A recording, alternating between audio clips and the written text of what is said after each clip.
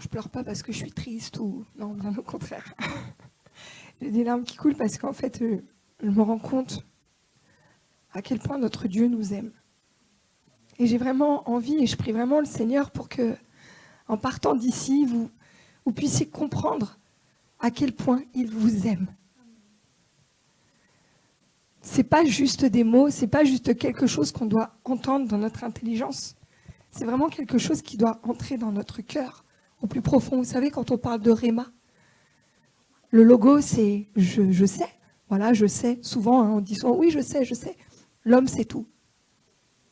L'homme sur cette terre, c'est tout. Quand on lui parle, il va dire je sais. Mais en fait, non, tu sais pas. Parce que savoir réellement, comprendre réellement l'amour de Dieu, c'est lorsque c'est entré dans votre cœur et que, quelles que soient les circonstances de votre vie, l'amour de Dieu vous suffit. Seul l'amour de Dieu suffit. Et je voudrais commencer déjà par prier. Seigneur, je te remercie d'avance, Seigneur, pour ce que tu as prévu aujourd'hui de faire avec ta parole. Parce que ce n'est pas ma parole, c'est ta parole. C'est toi, Jésus. Et je te remercie, Seigneur, et je prie de tout mon cœur afin que chacun puisse prendre sa part de gâteau. Que chacun puisse prendre la part qu'il a à prendre et que chacun sorte d'ici libéré, restauré, léger, Seigneur, parce que tu es le Dieu de la liberté. Tu n'es pas le Dieu qui enferme, tu n'es pas le Dieu qui châtie, tu n'es pas le Dieu qui punit. Tu es le Dieu qui libère. Tu es le Dieu qui brise les chaînes. Tu es le Dieu qui confond les consciences. Que ta parole, Seigneur, soit telle une épée à double tranchant, afin de séparer la chair de notre esprit et afin de ne recevoir, Seigneur, que ce que ton esprit, ton Saint-Esprit a à nous dire. Merci Jésus. J'ai prié en ton nom. Amen. Amen. Donc, Dieu nous aime. C'est une belle chose, c'est une bonne chose. Et je vais commencer par vous rappeler juste un principe. Quelque chose qui existe depuis le tout début. On va partir de la Genèse. Genèse 1. Au commencement, c'est une histoire que beaucoup, on entend même à l'école parfois. Hein. On entend ça comme une fable, on entend ça comme quelque chose de normal. Nous sommes nés 2000 ans après Jésus-Christ. Mais pourquoi Jésus-Christ? Tout le monde parle de Jésus, Jésus-Christ sans même savoir. Pourquoi Jésus-Christ n'est pas quelqu'un d'autre? Au commencement, Dieu créa les cieux et la terre. Il commence par créer les cieux et la terre, parce que tout ce qui est spirituel existe avant ce qui existe sur terre, dans nos vies aujourd'hui également. La terre était informe et vide, il y avait des ténèbres à la surface de l'abîme, et l'Esprit de Dieu se mouvait au-dessus des eaux. Dieu dit que la lumière soit, et la lumière fut. Dieu vit que la lumière était bonne. Il vit que la lumière était bonne. Et Dieu sépara la lumière d'avec les ténèbres. Dieu appela la lumière jour. Il appela les ténèbres nuit. Ainsi, il y eut un soir et il y eut un matin. Ce fut le premier jour. Dieu dit qu'il y ait une étendue entre les eaux et qu'elle sépare les eaux d'avec les eaux. Et Dieu fit l'étendue et sépara les eaux qui sont au-dessous de l'étendue d'avec les eaux qui sont au-dessus de l'étendue. Et cela fut ainsi. Dieu appela l'étendue ciel. Ainsi, il y eut un soir, il y eut un matin, et ce fut le second jour. Je fais un petit rappel. Dieu dit que les eaux qui sont au-dessous du ciel se rassemblent en un seul lieu et que le sec paraisse. Et cela fut ainsi. Dieu appelle le sec terre, donc le sec, toutes les zones sèches, c'est la terre, et il appela l'amas des eaux mer. Dieu vit que cela était bon. Puis Dieu dit que la terre produise de la verdure, des arbres fruitiers, donnant du fruit selon leur espèce, et ayant en eux leur semence sur la terre. Et cela fut ainsi. La terre produisit de la verdure, de l'herbe portant de la semence selon son espèce, et des arbres donnant du fruit, leur espèce. Dieu vit cela. Dieu vit que cela était bon. Ainsi, il y eut un soir, il y eut un matin, ce fut le 3e jour. Qu'il y ait des luminaires dans l'étendue du ciel pour séparer le jour d'avec la nuit, que ce soit des signes pour marquer les époques, les jours et les années, et qu'ils servent de luminaires dans l'étendue du ciel pour éclairer la terre, la lune, le soleil, les étoiles. C'est moi qui rajoute. Et cela fut ainsi. Dieu fit les 2 grands luminaires, le plus grand luminaire pour présider au jour et le plus petit luminaire pour présider à la nuit. Et il fit aussi des étoiles. Dieu les plaça dans l'étendue du ciel pour éclairer la terre, pour présider au jour et à la nuit, et pour séparer la lumière d'avec les ténèbres. Dieu vit que cela était bon, ainsi il eut un soir, il eut un matin, ce fut le 4e jour. C'est un peu long, mais c'est exprès. Tout ce que je suis en train de lire, retirez ce que Dieu a créé. D'accord ? Rappelez-vous ce que Dieu a créé. 1er jour, 2e jour, 3e jour. 4e jour. Ensuite, pour le 5e jour, que les eaux produisent en abondance des animaux vivants et que des oiseaux volent sur la terre vers l'étendue du ciel. Dieu créa les grands poissons et tous les animaux vivants qui se meuvent et que les eaux produisirent en abondance selon leur espèce. Il créa aussi tout oiseau ailé selon son espèce. Dieu vit que cela était bon. Dieu les bénit en disant « Soyez féconds, multipliez et remplissez les eaux des mers et que les oiseaux multiplient sur la terre. » Ainsi, il eut un soir, il eut un matin, ce fut le 5e jour. Et enfin, que la terre produise des animaux vivants selon leur espèce, du bétail, des reptiles, des animaux terrestres selon leur espèce. Et cela fut ainsi. Dieu fit les animaux de la terre selon leur espèce, le bétail selon son espèce, et tous les reptiles de la terre selon leur espèce. Dieu vit que cela était bon. Puis Dieu dit, faisons l'homme à notre image. Après tout ça, après avoir créé tout ça, Dieu dit, faisons l'homme à notre image. L'image de qui? L'image de Dieu. Pourquoi notre? Amen. Je vois trouble, je sais plus. Voilà. Puis Dieu dit, faisons l'homme donc à notre image, selon notre ressemblance, et qu'il domine sur les poissons de la mer, sur les oiseaux du ciel, sur le bétail, sur toute la terre et sur tous les reptiles qui rampent sur la terre. Dieu créa l'homme à son image, il le créa à l'image de Dieu. Il créa l'homme et la femme. Dieu les bénit et Dieu leur dit, soyez féconds, multipliez-vous, remplissez la terre et l'assujettissez. Et les oiseaux du ciel, et dominez sur les poissons de la mer, sur les oiseaux du ciel et sur tout animal qui se meut sur la terre. Voici, je vous donne toute herbe portant de la semence et qui est à la surface de toute la terre, et tous les arbres ayant en lui du fruit d'arbre et portant de la semence. Ce sera votre nourriture. Et avec tout animal de la terre et tout oiseau du ciel, et à tout qui se meut sur la terre, ayant en soi un souffle de vie, je donne toute herbe verte pour nourriture. Et cela fut ainsi. Ce fut le 6e jour. OK ? Ainsi furent achevés les cieux et la terre et toute leur armée. Dieu bénit le 7e jour, il le sanctifia. Dieu bénit le 7e jour et il le sanctifia.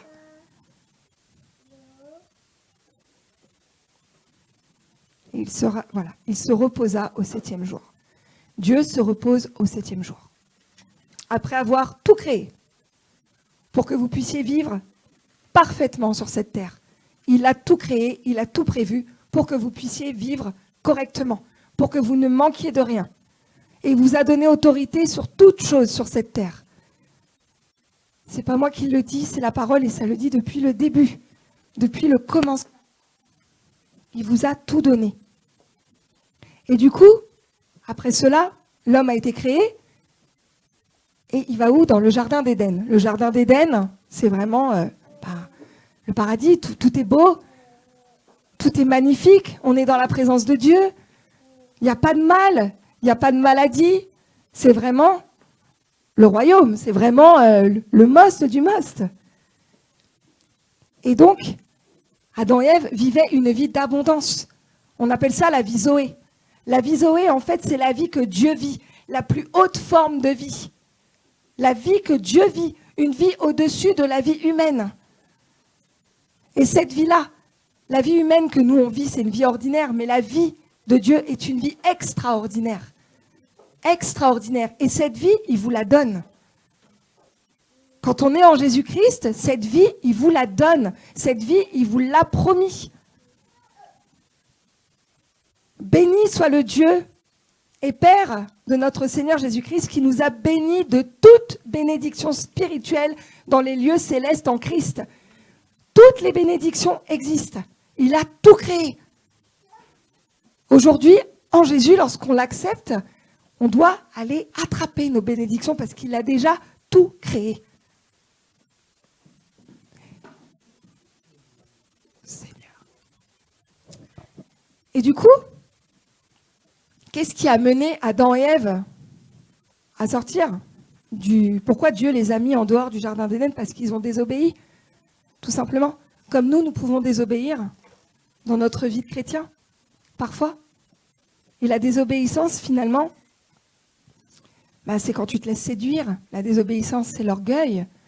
La désobéissance, c'est le nombrilisme. La désobéissance, c'est l'égocentrisme. En fait, la désobéissance, c'est le fait qu'on soit toujours insatisfait. On est insatisfait de tout. L'être humain est un éternel insatisfait. On veut toujours plus, toujours plus. Je peux gagner 5 000 €? Non, il me faudra plus parce que je n'ai pas assez pour partir en vacances. J'ai pas assez. Je prie le Seigneur, mais il ne me donne pas. Et pourquoi il ne te donne pas, le Seigneur? Pourquoi quand tu demandes quelque chose au Seigneur, alors qu'il a tout créé, pourquoi tu n'as pas la bénédiction? Jacques 4, 1, 3, qui dit « D'où viennent les conflits et d'où viennent les luttes parmi vous? N'est-ce pas de vos passions qui combattent dans vos membres? Vous désirez et vous ne possédez pas. Vous êtes meurtriers et jaloux et vous ne pouvez rien obtenir. Vous avez des luttes et des conflits. Vous ne possédez pas parce que vous ne demandez pas. Quand vous demandez, vous ne recevez pas parce que vous demandez mal dans le but de satisfaire vos passions, dans le but de satisfaire votre désir. » Pourquoi sommes-nous nés? Pourquoi Jésus-Christ nous a-t-il choisis pour être une source de bénédiction? Il ne nous a pas choisis pour devenir des gros veaux gras. Il nous a donné son Saint-Esprit qui nous permet de bénir les autres. Son Saint-Esprit qui nous permet d'être une source de bénédiction pour les autres. Pas que pour nous. Le Saint-Esprit, il est vraiment là, ou je dirais le Saint-Esprit n'est pas là, entre guillemets, pour que vous alliez bien. Ça choque quand on dit ça avec pasteur, mais c'est la vérité. Le Saint-Esprit, il est là pour que vous soyez la source de bénédiction, pour faire du bien aux autres. Et le fait de faire du bien aux autres doit vous rendre heureux. Et c'est ce qui doit motiver votre vie. Faire le bien rend heureux. Et c'est ça le réel bonheur. Le réel bonheur, c'est de faire du bien à son prochain. Et Jésus dit, la parole le dit bien dans Jacques 4, « Dieu s'oppose aux orgueilleux, mais il fait grâce aux humbles. L'orgueil précède la chute. » Le fait de tout le temps dire « je sais », quand un pasteur prêche, quand une sœur vient t'exhorter, un frère vient te parler, « oui, mais je sais ». Mais alors pourquoi il n'y a pas de fruit dans ta vie? Tu sais, mais pourquoi? Parce que c'est peut-être pas descendu dans ton cœur. Tu sais que Dieu a créé toutes choses, tu sais que vous êtes bénis de toute bénédiction céleste, mais pourquoi dans notre vie ça ne se voit pas? Parce que ce qu'on désire souvent, c'est ce qu'on désire nous, ce que désire notre chair, nous et toujours nous. C'est l'être humain qui est comme ça. Mais malgré ça, malgré ce caractère qu'on peut avoir parfois, Dieu est bon. Dieu est bon en tout temps. En tout temps, Dieu est bon. Et il continue à nous aimer. Il continue à nous supporter. Il est très patient avec nous. Toujours très, très patient. Je suis encore à l'ancienne avec mes feuilles, mais moi, j'aime les feuilles. Voilà. Donc, il est très patient avec nous, le Seigneur. Et vous savez, dans le psaume 103, il est dit, c'est lui qui pardonne toutes tes iniquités, qui guérit toutes tes maladies. C'est lui qui délivre ta vie de la fosse, qui te couronne de bonté et de miséricorde. C'est lui qui rassasie de bien ta vieillesse, qui te fait rajeunir comme l'aigle. C'est beau. Mais ça, c'est la parole de Dieu. Ça, c'est la promesse de Dieu. C'est qui il est. Et c'est ce qu'il veut faire avec toi. C'était avant Jésus, les psaumes. Celui qui pardonne toutes tes iniquités, qui guérit toutes tes maladies, qui délivre ta vie de la fosse. Et Jésus, en fait, il fait des promesses. Dans sa Bible, dans la parole de Dieu, ce sont des promesses. Il y a une multitude de promesses. Mais tes sentiments te font croire tout le temps que tu n'as pas le droit à la faveur de Dieu. Souvent, le diable menteur vient dans ta conscience et vient te faire croire que tu n'as pas le droit à cette bénédiction, que tu n'es pas digne de recevoir la bénédiction du Seigneur. Et souvent, quand il t'arrive quelque chose, c'est « Pourquoi il m'arrive ça? Qu'est-ce que j'ai fait de mal? Pourquoi je mérite ça ?» Mais tu es continuellement dans la faveur de Dieu. Continuellement. Le Seigneur Jésus, il est venu à la croix pour que tu sois continuellement dans sa faveur. Donc tu préfères croire en ce que l'homme dit de toi ou tu préfères croire en ce que la parole dit de toi, à ce que Jésus dit de toi. Dieu a fait des promesses, comme je dis. Si tu as un doute, prends ta Bible, ouvre ta Bible et lis ce qu'il y a marqué dans la Bible, médite ce qu'il y a marqué dans la Bible. Ce n'est pas un livre de chevet, ce n'est pas un livre qui raconte des histoires, c'est un livre qui te parle. C'est un livre qui parle à ton cœur parce que la parole est vivante et que c'est Jésus-Christ. La Bible, c'est un mode d'emploi. C'est le mode d'emploi de ta vie. Tu ne sais pas quoi faire, tu ne sais pas quoi penser. Prends ta Bible, il va te dire. Vous savez, parlant de promesse, Abraham, celui à qui Dieu a fait la promesse, par la descendance d'Isaac, l'enfant de la promesse, de la bénédiction. De son fils Isaac sortiront des nations. Il lui a dit, tu vas avoir un enfant, alors que ta femme a 90 ans. Mais il a fait la promesse. Qu'est-ce qu'a fait Abraham? Il a cru. Il n'a pas douté. Il a cru jusqu'au bout. Et il a eu son enfant. Et lorsque Dieu lui a dit, va consacrer ton fils. Mais vous croyez quoi? Abraham dit, attends, comment mon Dieu, moi, qui m'a promis que de mon fils sortirait des nations, comment va-t-il faire pour le tuer? Ça n'ira pas jusqu'au bout, c'est pas possible. Donc il a fait le pas de foi, il a écouté, il a obéi son Seigneur, mais dans son cœur, comme il avait la foi, il savait que ça n'allait pas se faire, j'en suis certaine. Ça, c'est pas marqué dans la Bible, mais moi, j'en suis certaine. Quand j'ai lu vraiment ce passage, je me suis dit, mais il savait. Comment Dieu peut faire une promesse et ne pas l'accomplir? Je te promets que de ton fils sortiront des nations, mais je vais le tuer. Enfin, tu vas le sacrifier. Vous voyez ce que je veux dire? Et du coup, Abraham, le père de la foi, notre père dans la foi, la semence d'Abraham, c'est nous. On est la semence d'Abraham. Donc, toutes les bénédictions que Dieu a promis à Abraham, c'est pour nous également. Ce n'est pas des fables. Mais comment jouir de toutes ces bénédictions? C'est par la foi. Et Abraham est l'exemple type de la foi. Par la foi. Romains 4, 17. Je t'ai établi père d'un grand nombre des nations. Il est notre père devant celui auquel il a cru. Dieu qui donne la vie aux morts et qui appelle les choses qui ne sont point comme si elles étaient. qui appelle les choses à l'existence. La foi, c'est appeler les choses que tu ne vois pas à existence. Quelqu'un qui n'a pas la foi en Jésus, qui n'a pas la foi en Dieu. Pasteur Joe dit souvent ça. Quand il double une voiture, tiens, en moto. On est en moto, on doit doubler une voiture. Mais tu as la foi. Tu as la foi de ne pas te prendre la voiture qui est en face.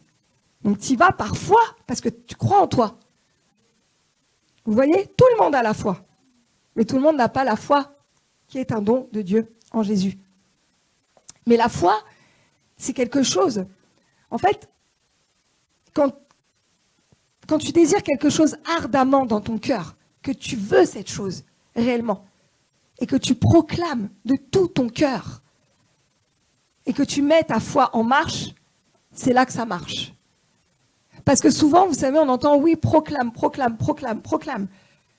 Mais si je proclame et que ce n'est pas dans mon cœur, c'est nul et sans effet. Parce que ce que je proclame doit sortir de mon cœur.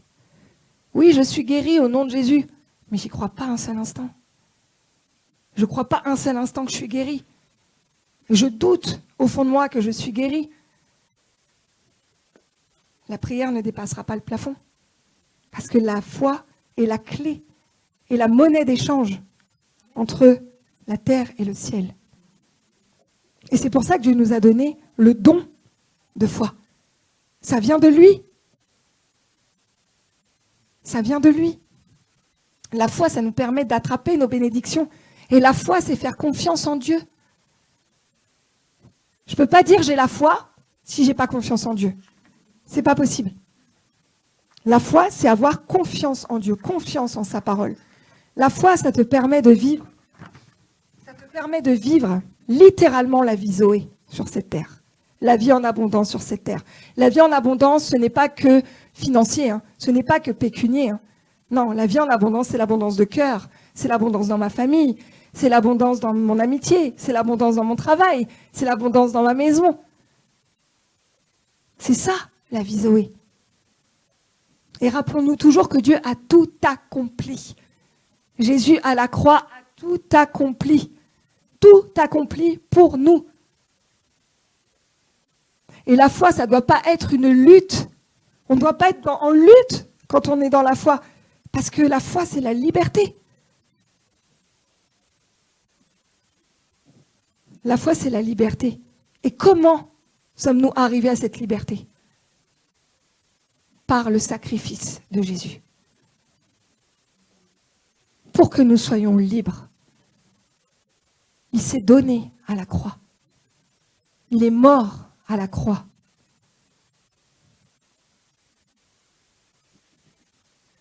Et on va regarder attentivement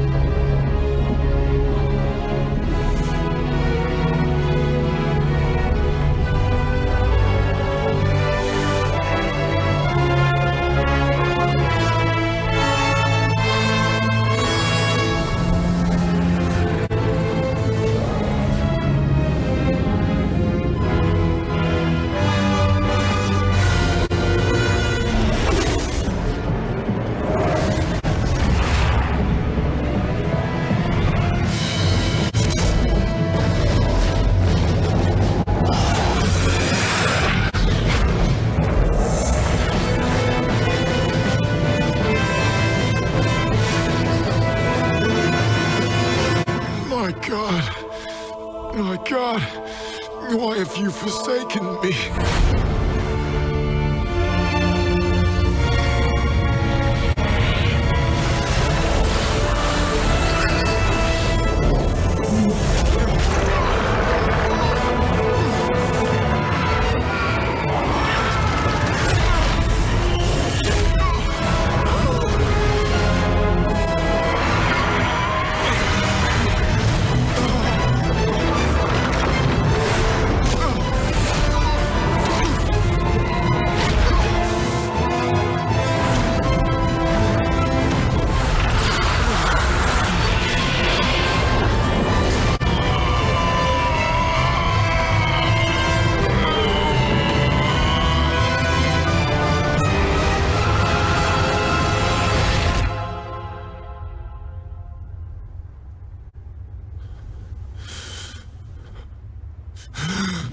Finished!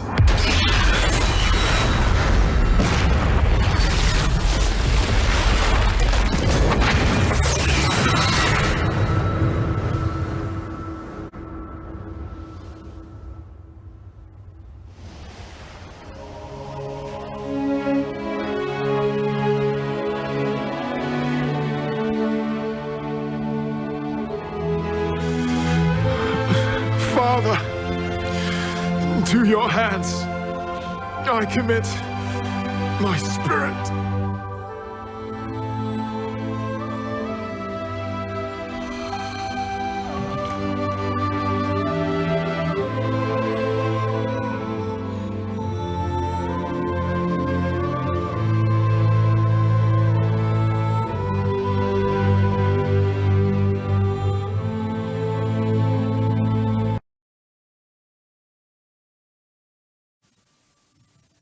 Tout est accompli.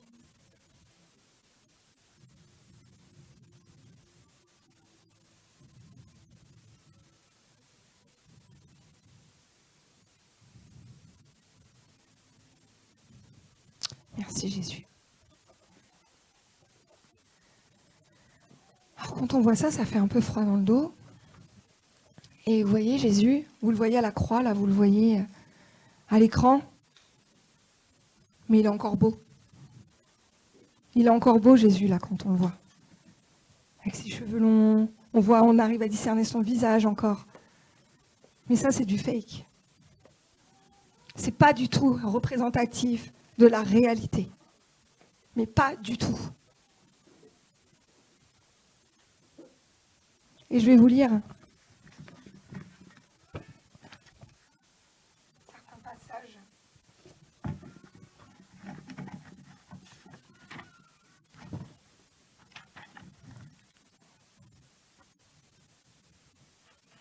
Il a ensuite été lié et amené au souverain sacrificateur. Il a été condamné par le grand prêtre et le Sanhédrin. Ils se sont moqués de lui, lui ont craché dessus, l'ont battu, et lui ont bandé les yeux, et l'ont frappé au visage. Ça, c'était le début. Ils l'ont fouetté, il s'est fait fouetter par les soldats romains. Et vous savez, dans le film La Passion du Christ, il y a eu une polémique qui disait « Ah, c'est trop violent !» Mais c'est rien comparé à ce que Jésus a vraiment vécu. Déjà, de voir ça, c'était violent, mais c'est rien comparé à ce qu'il a réellement vécu. La scène de la flagellation était trop violente pour le monde. Mais imaginez ce qu'il a subi pour nous, pour notre liberté. Son aspect n'était plus celui d'un homme, son apparence n'était plus celle des fils d'Adam. Il était tellement mutilé qu'il ne ressemblait plus à un homme. Tellement il était mutilé qu'il ne ressemblait plus à un homme, il n'avait plus l'apparence humaine.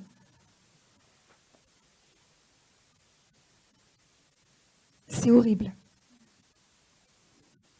Et vous savez, il y a T.J. McCrossan, qui est un enseignant grec, qui explique que dans 1 Pierre 2,24, quand il est dit « Par les meurtrissures duquel vous avez été guéris », ce n'est pas les meurtrissures dans la vraie traduction, c'est la meurtrissure. Parce que son dos était tellement... En fait, il n'y avait plus de peau. C'est pas comme s'il y avait plusieurs. Non, il n'y avait plus de peau. C'était à vif. C'est la meurtrissure qui a pris toutes vos maladies. Il a versé son sang pour vous. pour nous, pour moi. Il fallait une punition, en fait. Il fallait une punition pour que tu sois dans le bien-être, pour que tu sois dans la santé. Même les animaux, lorsqu'on les sacrifiait, ils ne souffraient pas. Les animaux, ils étaient gorgés d'un coup, paf, c'est fait. Jésus, lui, il a été broyé. Comme la farine avec laquelle on fait le pain qui représente son corps aujourd'hui. Son sang a coulé. Comme les raisins qu'on est obligé d'écraser. Il a vécu tout ça, Jésus. Je pense qu'en entendant cela, je pense qu'il y en a qui sont déjà guéris. Que c'est grâce, parce que ce n'est pas à cause, c'est grâce à ce sacrifice que nous avons le droit à la santé, que nous avons le droit à la liberté, que nous avons le droit d'être heureux, que nous avons le droit de nous sentir libres, que nous avons le droit de jouir de la vie terrestre, que nous avons le droit d'amener le royaume sur cette terre, parce que nous sommes les héritiers. Par la croix, nous sommes devenus les héritiers. Le Seigneur n'est plus en colère, c'est fini. Il a été en colère, mais il a promis, il a juré sur lui-même dans Ésaïe 54:3, je crois. Il a juré sur lui-même que plus jamais il ne serait en colère contre ses enfants, depuis Noé. Plus jamais. Plus jamais. Donc sois sans crainte. Tout est sous le contrôle de Jésus-Christ. Sois sans crainte. C'est lui qui t'a choisi en premier. C'est lui qui a touché ton cœur pour que tu puisses croire en cela. N'accepte pas la maladie dans ton corps. Tous ceux qui sont malades, n'acceptez pas la maladie. Ça ne vient pas de Dieu. Comment Dieu aurait pu se donner à la croix pour nous guérir et te donner une maladie? Souvent on dit oui, mais c'est Dieu qui m'a donné la maladie. Souvent on dit mais j'accepte parce que c'est mon destin. Mais en fait non. Est-ce que toi, parent, quand ton enfant est malade, tu acceptes? Non, tu aimerais prendre cette maladie. Tu aimerais souffrir à la place de ton enfant. Donc comment Dieu peut être à l'origine et comment peut-il l'accepter que tu sois dans cet état-là? C'est pas l'amour d'un père, ça. Mais le problème, c'est ça en fait. Le problème, c'est ça.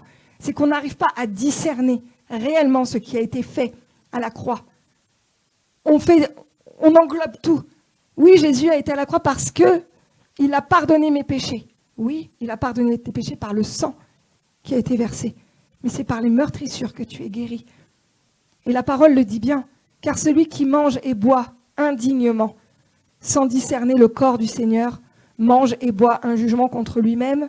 C'est pour cela qu'il y a parmi vous beaucoup d'infirmes et de malades et que plusieurs sont morts. C'est pas parce que tu prends la Sainte Seine, parce que tu as péché dans la semaine, tu pêches en pensée, sans même t'en rendre compte.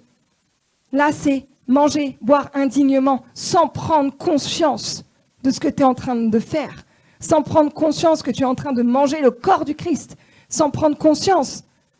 Souvent, on fait la Sainte Seine de manière religieuse. On est là de manière religieuse, ensemble, tous ensemble, prenons le pain, prenons le vin. Mais est-ce que tu te remémores ça à chaque fois? Est-ce que tu te remémores ça à chaque fois que tu prends la Sainte Seine? Que par tes meurtrissures, je suis guéri, Jésus. Je ne le vois peut-être pas là maintenant, mais si je m'accroche à ça, ça va finir par partir. Parce que tu me l'as promis, parce que tu as fait ça pour moi. Il faut faire la différence entre la guérison qui a été portée à la croix et le péché. Jésus vous guérit. Jésus vous a délivré. Jésus vous a sanctifié. Jésus vous a purifié. Jésus vous a lavé de tout péché, mais il vous a aussi assuré une vie Zoé sur cette terre. La plus grande des bénédictions, c'est la santé. C'est pour ça qu'il y a eu les meurtrissures. C'est la santé la plus grande des bénédictions sur cette terre. Parce que quand tu n'as pas la santé, tu ne peux pas faire. Et quand tu n'as pas la santé, tu ne peux pas accomplir le plan parfait que Dieu a pour toi. Et le plan parfait que Dieu a pour toi, c'est quoi? C'est aller sauver des âmes. Mais comment tu peux aller sauver des âmes si tu es malade, si tu as mal au dos, si tu es couché, si tu as des problèmes de santé? comment tu peux profiter de ta famille pleinement lorsque tu es malade. Dieu, il veut une vie Zoé. Donc, il veut que tu aies la santé pour pouvoir profiter de cette vie. Et en fait, le diable, il veut ralentir. Il veut nous ralentir. Il veut nous rendre faibles pour nous empêcher de faire resplendir la gloire de Dieu. C'est son but ultime. Et c'est pour ça qu'il vient nous attaquer dans nos corps. Mais tout a été accompli. La santé, c'est la plus grande des bénédictions. Vraiment. Tu ne peux pas acheter la santé. Tu peux même payer des grands chirurgiens, des grands... Non. Les médecins, ils soignent, mais Jésus guérit. Jésus guérit. Jésus, et je le dis parce que c'est ma fierté de croire en mon Jésus pour ce qu'il a fait dans la vie de Sissi, parce que Sissi, c'est un témoignage. Il a guéri Sissi du cancer. Il l'a guéri du cancer. Parce que qu'est-ce qui s'est passé? Et c'était pas prévu, mais je vais le dire parce que ça va illustrer. Ça va illustrer. Les médecins, malgré tout ce qu'ils t'ont dit, tu as cru. Le jour où Dieu ici t'a dit dans ton oreille, aujourd'hui c'est le jour de ta guérison, tu n'as plus douté de rien. Le chirurgien a pu te dire, tu as encore 14 séances de chimio et encore je ne sais pas combien de radiothérapie. Sissi a dit, ok, mais ça n'a aucun impact sur moi. Je la revois dire, ouais, ok, on va faire le protocole si vous voulez. Elle a mis sa foi en action, elle a continué. Et le vendredi, elle va voir le chirurgien qui lui dit, mais en fait, vous êtes guéri, en fait, il n'y a plus rien. Elle dit, bah voilà, merci Seigneur. J'ai pas douté, je savais que c'était fait, je les ai laissés faire leur protocole. Mais moi, je savais, parce que c'est une conviction. Et elle a été guérie du cancer. Un cancer fulgurant, un cancer, quand on a reçu Sissi au mois de janvier, pour la première fois qu'il ne croyait pas en Jésus, Dieu l'a guérie parce qu'elle arrivait avec un cœur d'enfant. Parce qu'elle arrivait avec une foi d'enfant. À ne pas se poser de questions comme nous, on peut faire. À tout le temps essayer de comprendre, tout le temps essayer. Non, je viens avec un cœur d'enfant et je reçois l'amour de mon papa d'amour qui m'aime et qui veut que mon bien. Et je crois en ses promesses et je crois en sa parole. Est-ce que tu désires, toi, comme je disais tout à l'heure, pour tes propres enfants, c'est ce que lui désire encore plus pour toi. Lui qui n'a pas épargné son propre fils, mais qui l'a livré pour nous tous, comment ne nous donnera-t-il pas aussi tout avec lui par grâce? C'est clair. Comment ne nous donnera-t-il pas aussi tout avec lui par grâce? Il a abandonné son propre fils. Dieu, il a donné le meilleur. Il a donné son fils, il a donné un don éternel. Tous les besoins temporels qu'on a là, tous ces besoins temporels, ça représente quoi pour Dieu? Dieu, il peut ouvrir les écluses du ciel. Il pourrait même te faire gagner au loto. Rien n'est impossible à Dieu. Mais ça va servir à quoi dans ta vie? Tu gagnes au loto, c'est cool, mais tu vas faire quoi? Dieu, il n'est pas fou. Hein, il ne va pas t'amener dans le péché. Hein. Dieu a un plan parfait pour chacun d'entre nous. Nous ne sommes pas tous les mêmes. Nous ne sommes pas tous les mêmes. Il n'a pas prévu les mêmes bénédictions pour tout le monde. Parce que nous sommes tous différents. Nous avons tous un caractère différent. Et le Saint-Esprit est subjectif. Le Saint-Esprit agira de manière différente en fonction du caractère de chacun.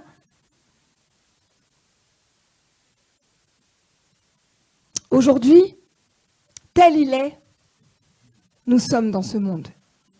C'est fort quand même. Tel il est, nous sommes dans ce monde. Nous sommes comme Dieu. Comment? Pourquoi? Par son Saint-Esprit en nous. Vous savez, quand Jésus dit que ta volonté soit faite sur la terre comme au ciel. Que ta volonté soit faite sur la terre comme au ciel. Ce qui se passe au ciel, que ça vienne sur terre. Est-ce que vous croyez qu'au ciel, il y a les hôpitaux? Est-ce que vous croyez au ciel qu'on fait de la délivrance? Vous croyez au ciel qu'il y a des douleurs? Vous croyez qu'au ciel, il y a de l'humiliation? Non, que ta volonté soit faite sur la terre comme au ciel. Que la terre soit semblable à ce qui se passe là-haut. Son cœur à Jésus, c'est que nous puissions vivre la vie du royaume sur cette terre. Alors imagine quand tu dis « j'accepte ma maladie ». Vous imaginez son cœur? Et ma fille, mon fils, tu sais pas ce que j'ai fait quand même? J'ai abandonné mon fils pour toi? N'accepte pas, rebelle-toi, lève-toi contre cette maladie. Prends autorité contre cette maladie. Je t'ai donné toute autorité. t'ai donné le Saint-Esprit pour faire ce que toi, tu ne peux pas faire.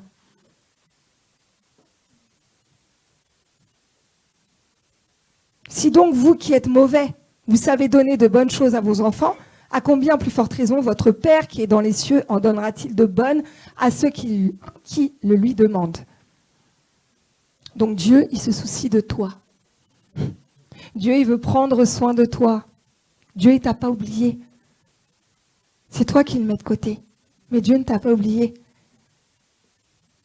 Dieu, il a un cœur de papa, un cœur de père.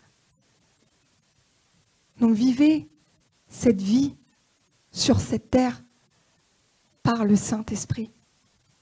Parce que Jésus, c'est ce qu'il nous a laissé de plus précieux. Jésus nous a laissé son Saint-Esprit.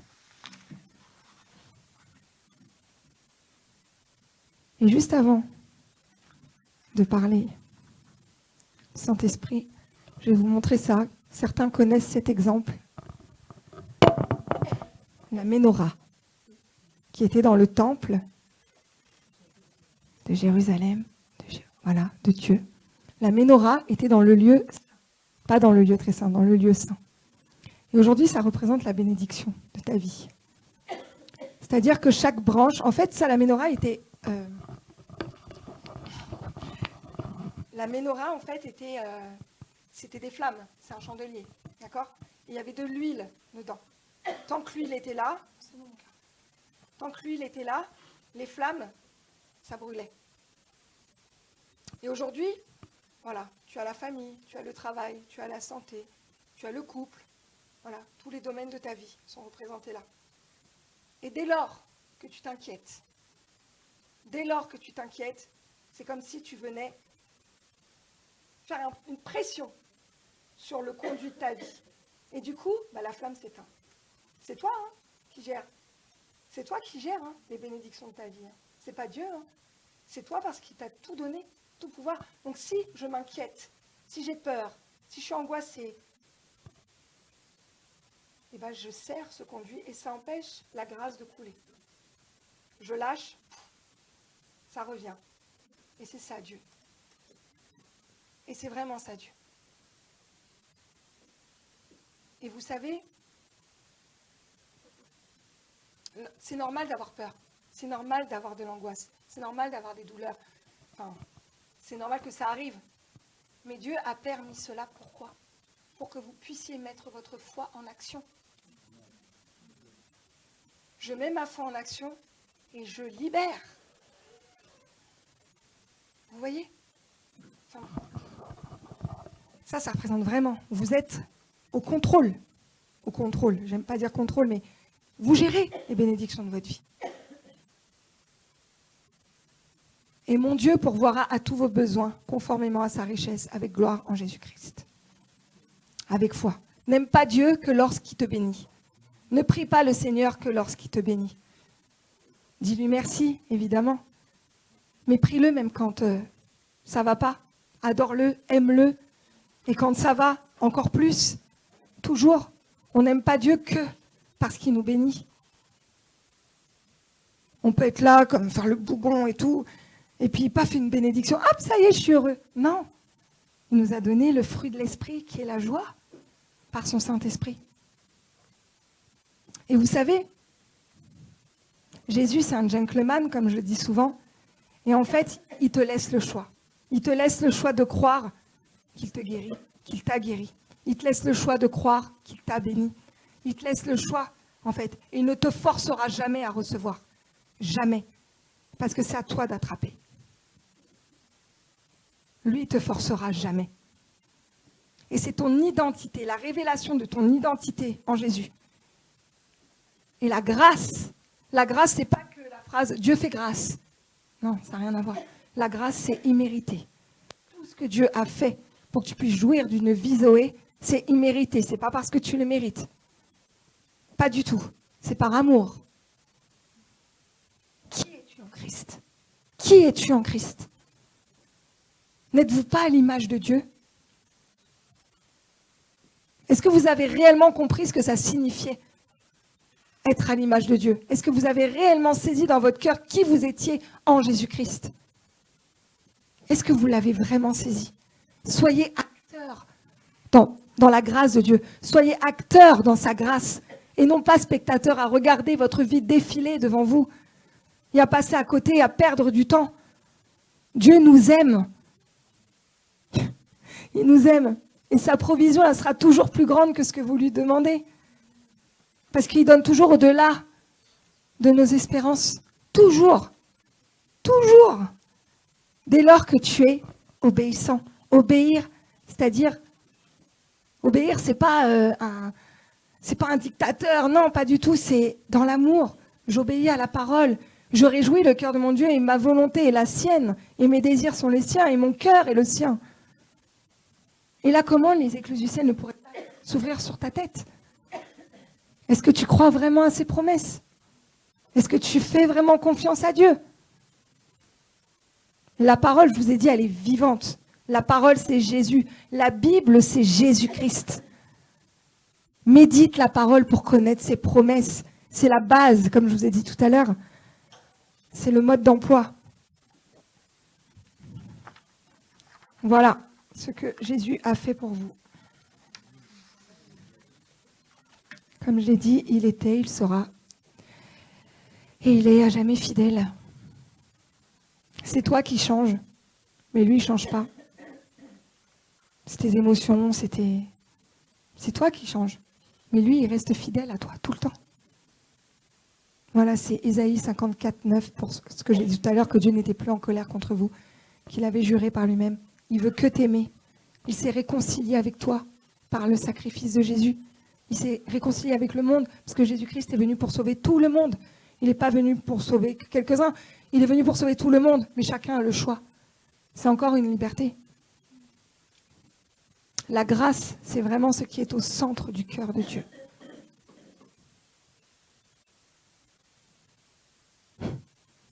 Et la grâce, c'est vraiment de comprendre que Dieu ne t'abandonnera jamais. Qu'avec le Seigneur, tu n'as rien à craindre.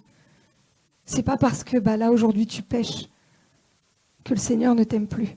Mais quand tu as compris l'amour du Seigneur, tu ne pêches plus. Tu n'as plus envie de pécher.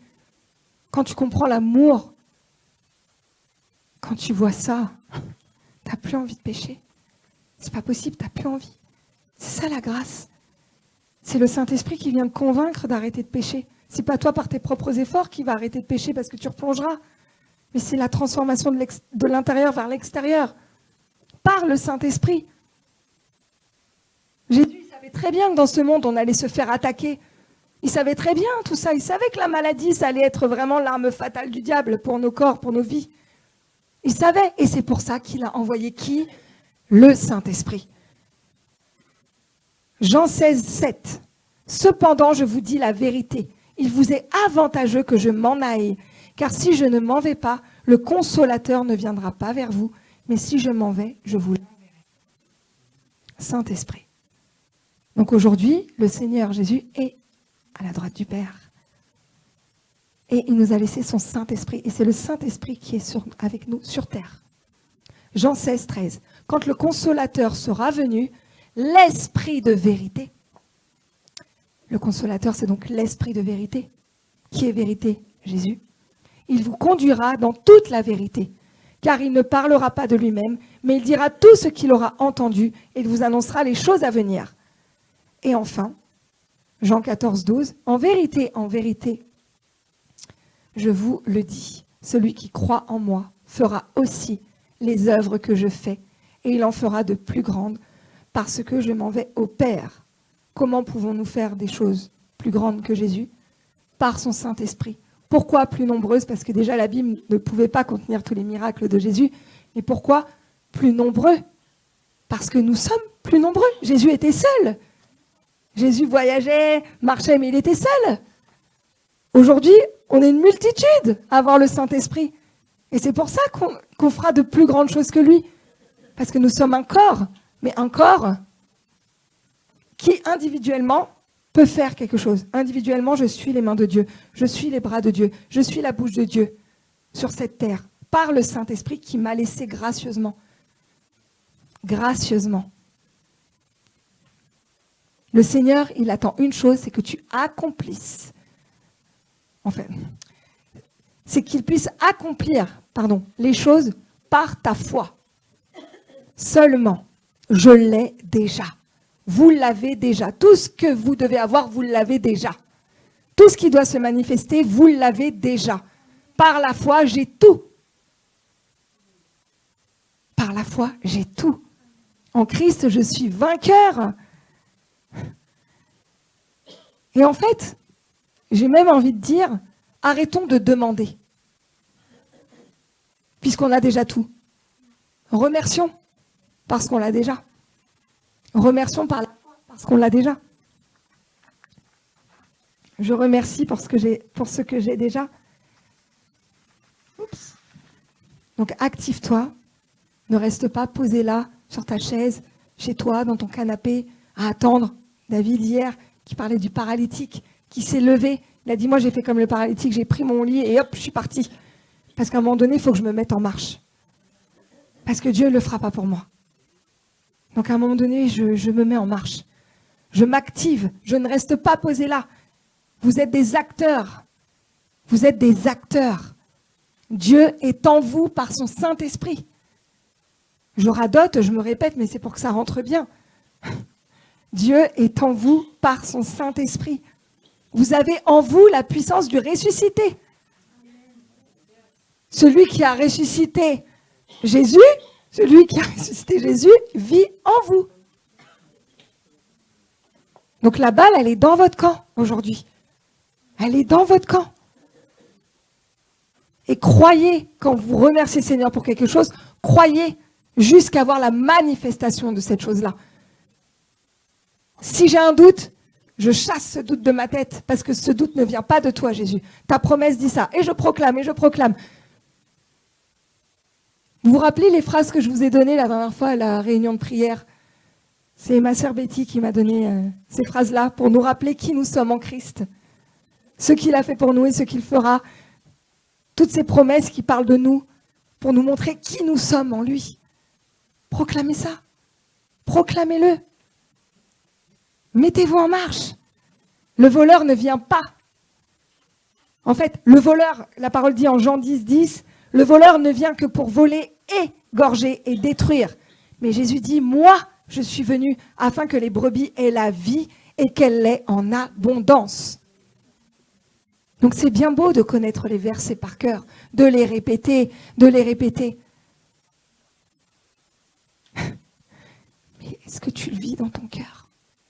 Est-ce que c'est descendu au plus profond de ton cœur, au point de changer ta vie, au point de porter du fruit? La parole, elle est vivante pour porter du fruit.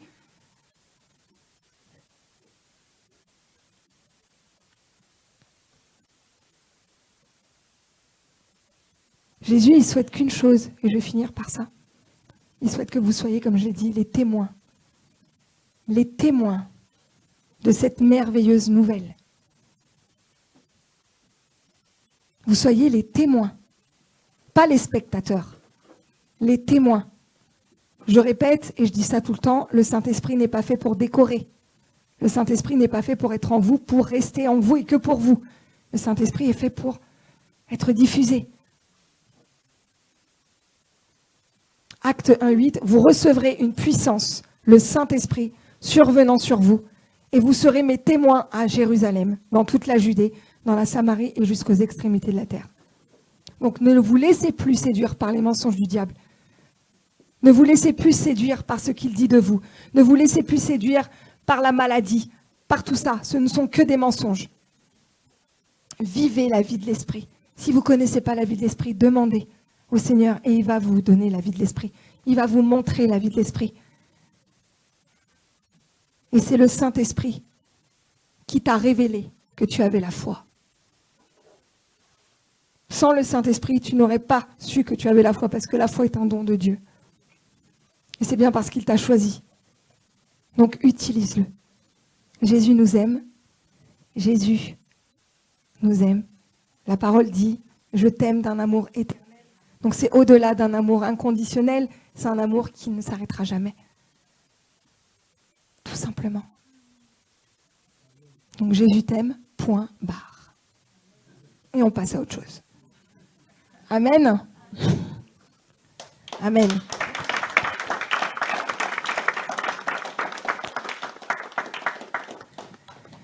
Merci Jésus.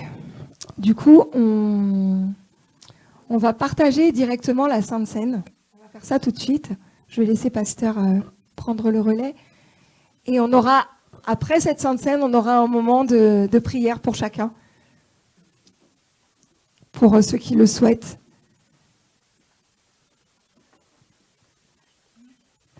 Je vous remercie en tout cas. Merci Jésus.